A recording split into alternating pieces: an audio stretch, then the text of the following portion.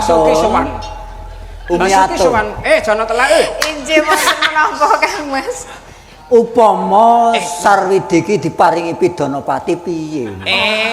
Menawi kula malah sarujuk Kang Mas. Mergane pripun? Sliramu ngepareng. Oh injih menawi tiyang menika dipun rende-rende anggenipun maringi Pidanapati. Malah mboten kanten-kantenan kepatihan menika badhe risak Kang Mas. Lah kleru kula napa kok kula dipidanapati? Yo sampeyan tekan kene iki sing ngejak ki sapa? Weh. Sajakku mawani karo pon Kakang. Injih. Aku ki sesuk sing bakal nurunake ratu ing tanah Jawa. Nggih, lepat kula menapa. Ora dadi ngopo iki dina riyaya muga-muga dosaku ro dosamu dilebur dina riyadini. Jinyen pangapunten Ndara. Mboten dados napa, gaya. Muga-muga amplope kleru neh. Sejuta 600 saya kayak aku ayo kesenengan. Piye nek kang ngono kuwi? Mboten pripun-pripun. Posek to. Rumangsamu kowe iki abdi apa to? Aku lan niku donge dapukane mbengen iki rak Janaka. Kowe kuwi? Nggih, kula niku Kamandaka. Niki ketheke. Ora, posek sik. Yo nek dapukanmu kaya ngono ki dalane sapa, Dian? Alah Jono telah. Sembah. Nggih. Ora biyen ora saiki. Kok kowe iki ora gelem ngajeni marang bendara? Nggih, 750 lah aku ngajeni. Ha, pira kowe? aku 200. Waduh, Piye iki Umiati? 750 ning Bagore Bali. Mangke rumin. Menika kula genahne. Oh nggih. Kula menika rumaos isin banget. Menawi kok duwe abdi kok kaya ngene TK iki lho. Mbok ya dejolke. Sik. Pripun? Muni piye kowe mau? Kula ora muni kok. Kowe mau lho. Kang Mas Patih ngersake diajeni. Kowe matur apa? Kula 750. Kula 200. Le ngajeni. Nggih. Dadi Kang Mas Patih ki tok ajeni 750 250. Adate ping payu 400 Adate ra payuhe dine. Karo bendaramu putih kok kowe ya ora wedi. Wedi apa demit po? Nanti kaya ngetoprak karo demit. Sik. Nek kudune yo, aku ki sekolah wali, bola-bali aku kuwi ngandani marang kowe. Nek kowe kuwi karo ndaramu kuwi mbok yo sing wedi. Seh, nek iki demit tenan, Seh. Hooh. Demit lanang karo gendruwo. Ayo. Iki rugine nanggap ngundang gendruwo. Hai, ora apa-apa sing penting ana jono telek. Kosek. Digenake. Kene. Aku kok malah bingung iki lho. Iki mau niku jare piye? Jenengan ki angko ngewohke, sampean ki nang kene larang dhewe kok ngewohke. Ora lek kuwi engko sik to tak genahne ya. Pripun? Aku mau ora ngendika. Nggih. Kang Mas Patih kuwi ngersake nek ana ndarane rawuh. Nggih. Kuwi ora kur diajeni. Lah pripun? Ning diwedeni.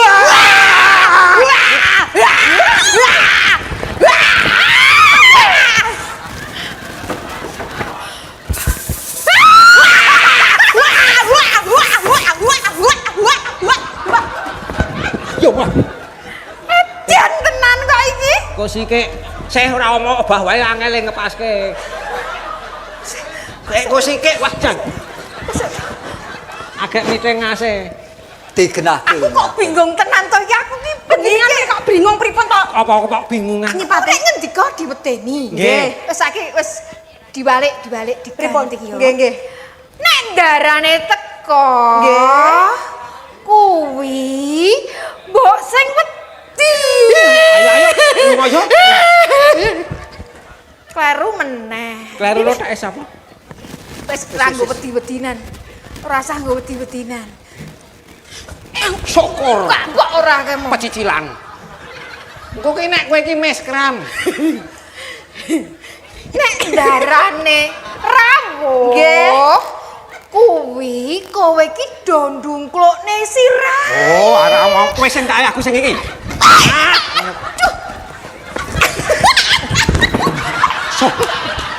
Syukur wah.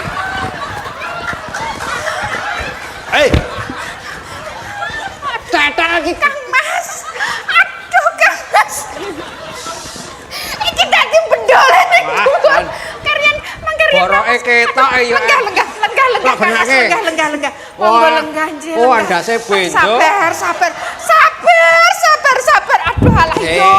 wah. Piyayi sepuh kok yo diunyek-unyek kaya ngene. Anase iki kurang ajar kok tenan. Iki lho. Iki nek jantung iso mati sangguan. Aduh. Iki lho gimana kok? Ayo. Aduh. Lungguh. Diajeng miatun. Wong edan ngono aku kok didati kaya ngene wis. Cilaka tenan. Kosek. Kepiye to? Tak resikane. Yo, Wis ketoleh meneh. Mboten ora ngelih madang kok. Umiatun. Injih kula dak Mas. Nglinggu.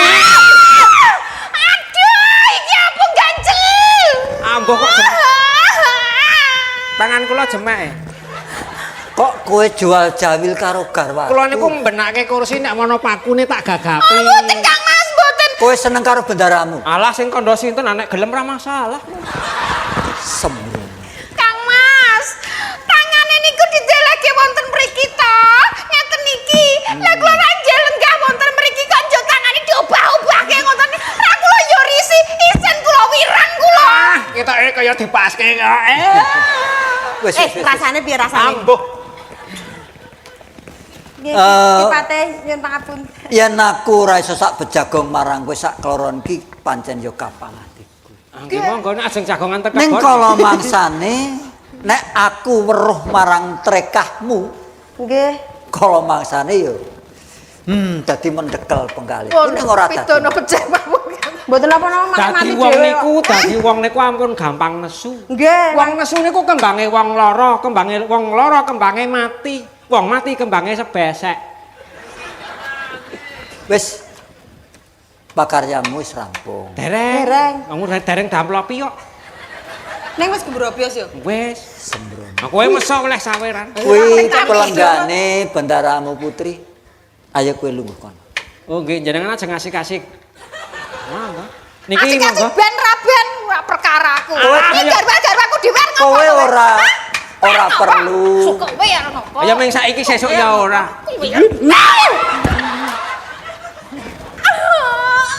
Aku ya iso. Nek ra ngene iki kapan ya, Dik? Wes, ayo lungguh. Wis, Lungguh. ora kajen tenan aku. Nggih. Ya diterima-terimake. Ora apa-apa, aku ya wis tuwa, kowe ya wis tuwa. Lah iki nek panjenengan seneng dhewe.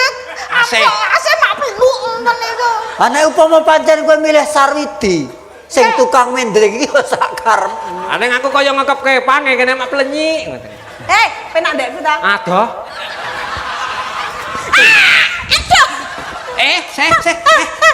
Ayo. Ayo dono kae, ayo. Ora ganggu wong. Jangan. Wis tenan kepengin. Sampean pengen sih. Bocah. Nek mbok menawa pengen barang. Wis, Aja sak karepmu iki dhewe. kepiye iki? Ayo pakaryane dirampung. Oh, siap. Pun nyuwun nggih. Nggih, Iya, iki sesuk iya. aja lali tanggung jawab dijapi lho nek ora awas. Pun nggih. Mas, pun nggih Mas Jono. Unjukane napa? Kopi Endrim? Apa? Iki nggih kepatiku po. Mboten, kopi napa susu? Nek kira-kira nggih kepatiku kowe iki wis jagani kuburan apa piye? Ah nek pancen oke, siap kula. Kula niku juru kunci ya iso. Apa yo. Yo. Syukur kapok ora. Ah, Tobat tenan. Aduh, duwe Mas, abdi nyuwun wae kok pangapunten. kaya ngono. Kula ingkang lingsung Kang Mas, monggo nyuwun pangapunten. Estu kula ingkang nyuwunaken pangapunten dhateng abdi kula kekalih menika. Mila ngaten menika lho Kang Mas. Nek ora tau ketemu yo kangen nika. Nek ketemu nggih ngaten menika lho. Kalian panjenengan kok njur cak-cek.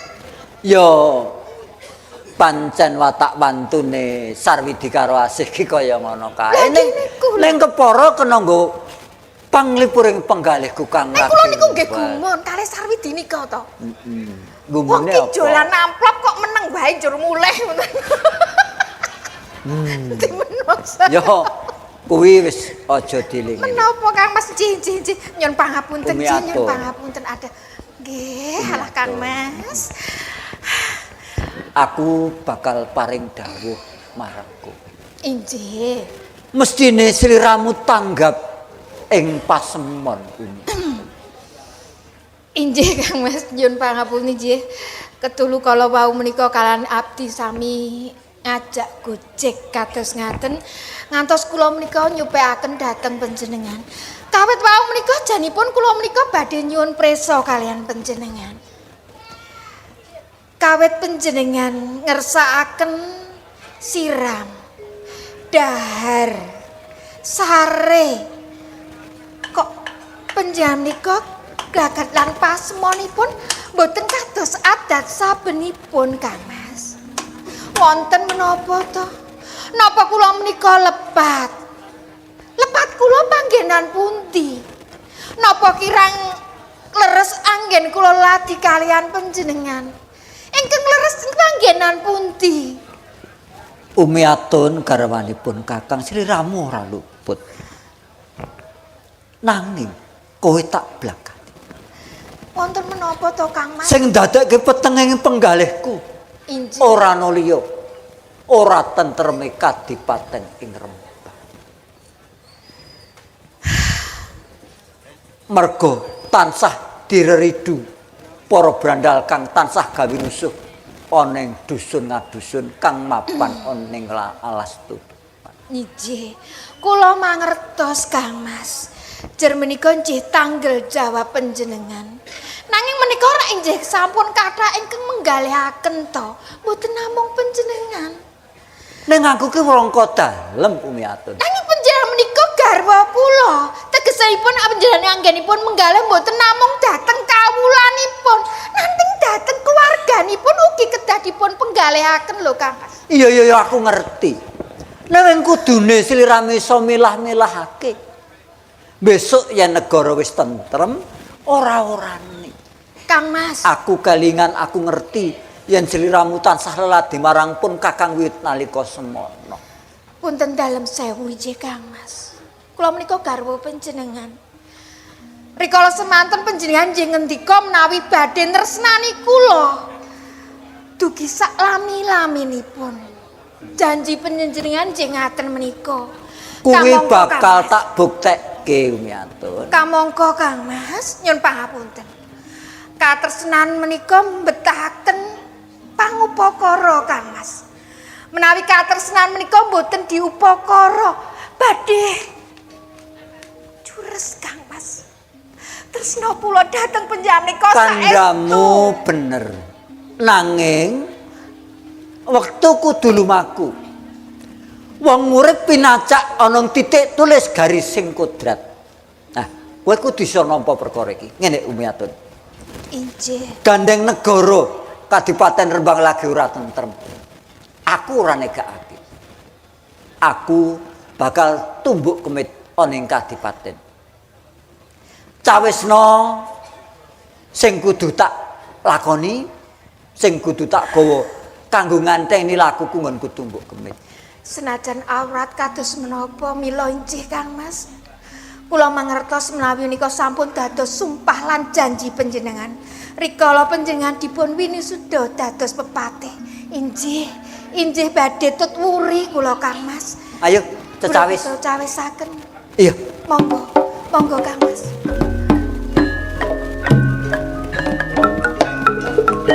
Rukun tresna